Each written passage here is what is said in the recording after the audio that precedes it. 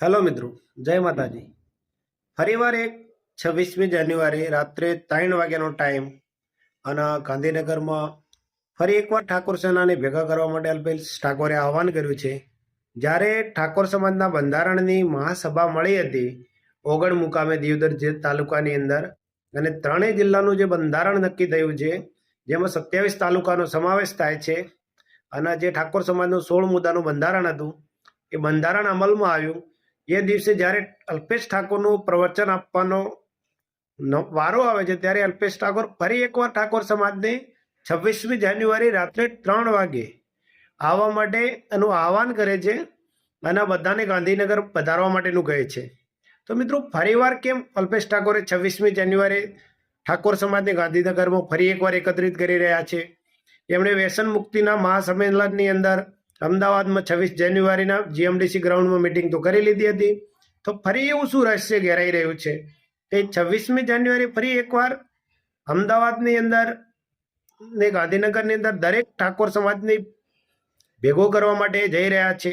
શું છે એના પાછળનું કારણ? અને ફરીને અલ્પેશ ઠાકોર કેમ 26મી જાન્યુઆરી ઠાકોર સમાજને ફરી એકવાર ભેગો કરી રહ્યા છે? આ બધાની પાછળ શું કારણ છે અને કયા કારણવશ તેઓ ઠાકોર સમાજને એકઠી અને એક સાથ કરવા માંગી રહ્યા છે? અને એ પણ રાત્રે 3 વાગે આવવાનું છે. 26મી જાન્યુઆરી રાત્રે 3 વાગે અને 27મીનો ઉગતો પોર, એ ટાઈમે ઠાકોર સમાજને એકી સાથે દરેકને ગાંધીનગર આવવા માટેનું એમણે આહવાન કર્યું છે.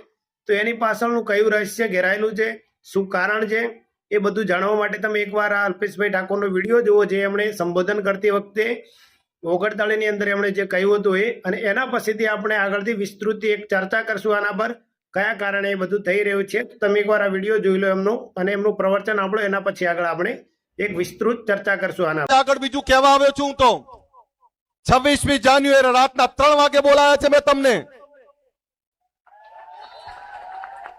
ખબર છે ને? 26મી જાન્યુઆરી રાતના 3 વાગે ખાલી એમની આંટો મારવા નહીં બોલાયા. 26ની રાતના 27નો ઉગતો પર તમારા શિક્ષણની દિશા નક્કી કરે એનું ભૂમિપૂજન કરવા માટે બોલાયા છે મેં તમને. ગાંધીનગરમાં એક એવી સંસ્થા બને જે સંસ્થા થકી આ સમાજના દીકરા દીકરીઓ ત્યાં પણ ભણી શકે. હું સાહેબનો આભાર માનું. અહીં જગદીશભાઈ ઠાકોર સાહેબ, બળદેવજી, મારા પપ્પા ખોડાજી ઠાકોર, આ બધા બેઠા છે. શક્તિ વિદ્યાલયનો પાયો નાખ્યો એમણે. એની સાથે અહીંયા ચંદનજી બેઠા છે, એમણે પાટણમાં પણ પાયો નાખ્યો. હમણાં આપણી વચ્ચે બીજા આગેવાનો પણ ગયા. કેસાજીએ દિયોદરમાં જે સંસ્થા ચલાવે છે, આ કોઈ નાની વાત નથી. અહીંયા બાબરમાં જ્ઞાનીબેનને ચલાવે છે. હમણાં સ્વરૂપજી એમણે મુહૂર્ત કર્યું. અમારા લવિંગજી ઠાકોર રાધનપુરમાં ચલાવે. તમામ જગ્યાએ સમાજના આગેવાનો તો મથે છે. સમાજના આગેવાનો શિક્ષણની સ્કૂલ બનાવશે. પણ આ જગદીશભાઈ, બળદેવજી, ખોડાજી, મારા પપ્પા, આ બધાનો પ્રશ્ન શું છે ખબર છે? સમાજના આગેવાનો તો મથે છે. સમાજના આગેવાનો શિક્ષણની સ્કૂલ બનાવશે. પણ આ જગદીશભાઈ, બળદેવજી, ખોડાજી, મારા પપ્પા, આ બધાનો પ્રશ્ન શું છે ખબર છે? સમાજમાં ભૂખ છે, પણ એ દિયોદર છોડીને એમને અમદાવાદ આવવું પડશે. અમદાવાદ ગાંધીનગર છોડીને અમેરિકા જવું પડશે, તો જ આગળ વધશો. તમારે સમાજમાં ભૂખ લગાડવી જ પડે, એની ભૂખ સમાજના સર્વાંગી વિકાસની. આ સંસ્થાઓ જે બની રહી છે, આ સંસ્થાઓમાં આપણા દીકરા દીકરીને મૂકો.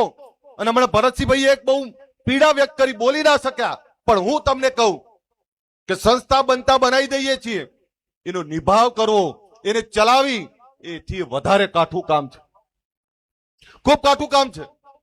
ત્યારે વિનંતી કરું છું તમને, દીકરા દીકરીઓને ભણવા માટેની વ્યવસ્થા જે ઉભી થઈ રહી છે એમાં મોકલો. આ બળજીજી ને આ રામાજીના બેઠા છે, એમણે કલોલની અંદર ઠાકોર ભવન બનાવ્યું છે. કેટલા નામ લઉં, આમ કહેવા જઈએ ને તો ગુજરાતમાં આજે આપણી 50 સંસ્થાઓ છે. પણ આ સમાજે દીકરા દીકરીને ભણવા માટે પેટે પાટા બાંધીને ભણાવવા પડશે. તમે આપણે બીજા સમાજોની ઈચ્છા નહીં કરી શકીએ. એ પાટીદારનો દીકરો આખી દુનિયામાં ભણવા જાય, કમાવા જાય. એ ચૌધરીનો દીકરો સવારે 3 વાગે દોડતો હોય. તમે આપણે બીજા સમાજોની ઈચ્છા નહીં કરી શકીએ. એ પાડતો હોય. એ પંચાલ, પ્રજાપતિ, દરજીનો દીકરો, આ તમામ સમાજો, આ સમાજોની એટલે વાત કરું છું કે આ સમાજો સુખી થયા તો એમાંથી શીખવું પડશે. એની ઈચ્છા કરે મેર નહીં પડે, થાકી જઈશું આપણે શીખવું પડશે અને આપણે એમના સમોડિયા બનવા માટે મથવું પડશે. માલધાર રાખો તો માલધાર પણ એવું રાખો કે આપણી ગાયો ભેંસો એનું જે દૂધ ભરાઈએ છીએ આની પણ ચર્ચા થવી જોઈએ. ખેતી કરો તો ખેતીની ચર્ચા થવી જોઈએ, ધંધો કરો તો ધંધાની ચર્ચા થવી જોઈએ. આજે આપણા દીકરા દીકરીઓને સારું ભણાવો.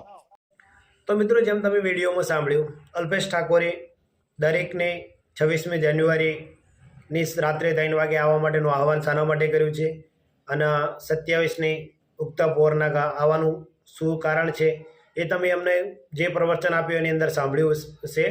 એમનું કહેવાનો મતલબ એ છે કે ઠાકોર સમાજની અંદર દરેકે દરેક એવી 40 થી 50 સંસ્થાઓ ચાલે છે. એવું તો છે જ નહીં કે ઠાકોર સમાજની અંદર કોઈ સંસ્થાઓ નથી. બહુ બધી સંસ્થાઓ ચાલી રહી છે અત્યારે ઠાકોર સમાજની. પણ મિત્રો, એમાં સંસ્થાઓ તો બહુ બધી છે, પણ જ્યાં સુધી આપણે પોતાના બાળકોને સંસ્થા સુધી નહીં પહોંચતા કરીએ ત્યાં સુધી સંસ્થા હોવા છતાં પણ આપણા સમાજની અંદર શિક્ષણ નહીં આવી શકે મિત્રો. તો એમણે એટલા માટે બધાને 26મી જાન્યુઆરી બોલાયા છે રાત્રે 3 વાગે. એક ગાંધીનગરની અંદર ભવ્ય સ્કૂલનું નિર્માણ થવા જઈ રહ્યું છે, જેની અંદર ઠાકોર સમાજનું એક જબરદસ્ત સંકુલ બનાવવાની છે મિત્રો, જેમાં ઠાકોર સમાજના દરેક દીકરા અને દીકરીઓ ભણી શકે. ગરીબ મધ્ય વર્ગ હોય કે ભલે કોઈ પણ હોય, ઠાકોર સમાજના દરેકે દરેક બાળકને શિક્ષણ મળે અને એ શિક્ષણના માર્ગે ઠાકોર સમાજ આગળ આવે. એના માટે એક જબરદસ્ત ગાંધીનગરની અંદર એવો સ્કૂલની સ્થાપના કરી રહ્યા છે અને એના ભૂમિપૂજન માટે ઠાકોર સમાજને ફરી એકવાર એકઠો કરી રહ્યા છે મિત્રો. અને દરેકે દરેકને આવવા માટે એમણે આહવાન કર્યું છે કે તમારે દરેકે ગાંધીનગરની અંદર આવવાનું છે અને સમાજનું એક ભવ્ય સ્કૂલ બને અને એના નિર્માણના સાક્ષી તમે થાઓ ભૂમિપૂજનના. અને એ જોઈને તમે તમારા બાળકને કોઈ પણ હાલતે પેટે પાટા બાંધીને સ્કૂલ સુધી પહોંચાડો અને એ રીતે આપણે સમાજની અંદર સારું એવું શિક્ષણ આવે અને આપણે કઈ રીતે અન્ય સમાજની હરોળમાં ઊભા રહી શકીશું અને કઈ રીતે આપણે અન્ય સમાજની બરાબરી કરી શકશું, એ દરેકે દરેકનું મિત્રોએ વિસ્તૃતથી તમને સમજાવે છે વિડીયોની અંદર. અને એમનો કહેવાનો ભાવાર્થ એ છે કે આપણે કોઈની સમાજની ઈર્ષા કરીને આગળ નહીં આવી શકીએ મિત્રો. એના માટે આપણે પોતાને સક્ષમ બનવું પડશે, આપણે દીકરા દીકરીઓને ભણાવવા પડશે અને આપણી સમાજની અંદર શિક્ષણનું પ્રમાણ મિત્રો વધારવું પડશે. જો શિક્ષણ આવશે સમાજની અંદર તો જ મિત્રો તમે ધંધા રોજગાર દરેક ક્ષેત્રે આગળ આવી શકશો. અને એમણે એક વસ્તુ બીજી પણ કહ્યું કે જે આપણે જે બી વસ્તુ કરીએ છીએ એ વસ્તુ ભલે તમે ખેતી કામ કરતા હો, પશુપાલનનો વ્યવસાય કરતા હો કે કોઈ પણ જાતનો ધંધો તમે કરતા હો, પણ એ ધંધાની મિત્રો ચર્ચા થવી જોઈએ. મતલબ કે તમે જે ધંધો કરો છો એ દિલથી કરવો જોઈએ અને એ ધંધો દરેકને દરેક એવો ધંધો હોવો જોઈએ કે તે તમારા ધંધાની હર કોઈ નોંધ લે.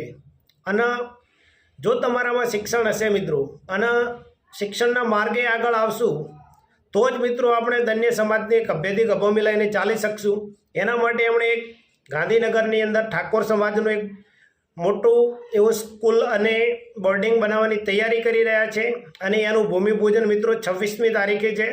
એટલા માટે એમણે બધા જ ઠાકોર સેનાના અને ઠાકોર સમાજના યુવા અગ્રણીઓ, રાજકારણીય નેતા જે બી હોય દરેકને આવવા માટેનું ભાવભર્યું આમંત્રણ પણ એમણે આપ્યું છે. અને સાથે સાથે એમણે એ પણ કહ્યું છે મિત્રો કે આપણે કોઈ પણ હાલતે બીજી સમાજની બરાબરી કરવી હોય અને આપણે આપણા સમાજને આગળ લઈ જવો હોય તો એના માટે મિત્રો શિક્ષણ બહુ જ જરૂરી છે. ભલે તમે ગમે તે ધંધો કરો, ગમે તે વસ્તુ કરો, પણ તમારા બાળકોને કોઈ પણ હાલતે શિક્ષણ કે સ્કૂલ સુધી પહોંચાડો મિત્રો. અને સૌથી વધુમાં વધુ શિક્ષણ મેળવે અને સૌથી વધુમાં વધુ શિક્ષિત અને સ્વરોજગાર મેળવતા આપણા પોતાના યુવાનો અને આપણો સમાજ થાય એના માટે પ્રયત્ન કરી રહ્યા છે એવો. અને એમણે એ પણ કીધું કે દિયોદરની અંદર કેસાજી ઠાકોર સંસ્થા ચલાવી રહ્યા છે, પછી રાધનપુરની અંદર લવિંગજી ઠાકોર ચલાવી રહ્યા છે, એમાં અત્યારે જ્ઞાનીબેન બાબરની અંદર ચાલુ કર્યું છે, પછી વાવની અંદર સૌરૂપજી ઠાકોર ચલાવી એમણે પણ સંસ્થાનો પાયો નાખ્યો છે. અહીંયા કલોલ અને પાટણ એમ દરેક જગ્યાએ મિત્રો ઠાકોર સમાજની સ્કૂલો છે, સંસ્થાઓ છે. પણ મિત્રો સૌથી વધુ તકલીફ ત્યાં ઊભી થાય છે કે સંસ્થાઓ તો બની ગઈ છે, બધી વસ્તુનો તમે કમ્પ્લીટ છે, પણ આપણે આપણા બાળકને સંસ્થા સુધી મોકલશું નહીં, સ્કૂલ સુધી નહીં પહોંચાડીએ તો એ સંસ્થા હોવાના છતાં પણ આપણા બાળક શિક્ષકથી વંચિત રહી જશે. તો મિત્રો કોઈ એનો અર્થ નથી. તો એમનું કહેવાનો ભાવાર્થ અને સમજો મિત્રો કે સમાજને કઈ રીતે આગળ લઈ જવી, કઈ રીતે સમાજને સક્ષમ બનાવવી અને કઈ રીતે અન્ય સમાજની બરોબરી કરવી.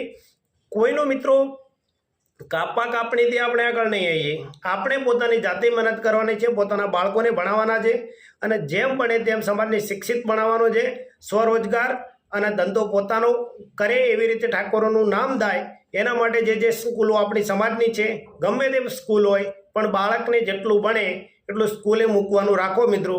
તો જેમ શિક્ષણ આવશે એમ સમાજનો વિકાસ થશે એવું અલ્પેશજી કહ્યું છે એમણે. અને જય માતાજી, જય સદારામ બાપા. અને જો મારી ચેનલને હજી સુધી સબસ્ક્રાઈબ ના કરી હોય મિત્રો તો સબસ્ક્રાઈબ કરી લેજો. અવનવા તમને વિડીયો મારી યુટ્યુબ ચેનલ પર જોવા મળશે મિત્રો. જય માતાજી.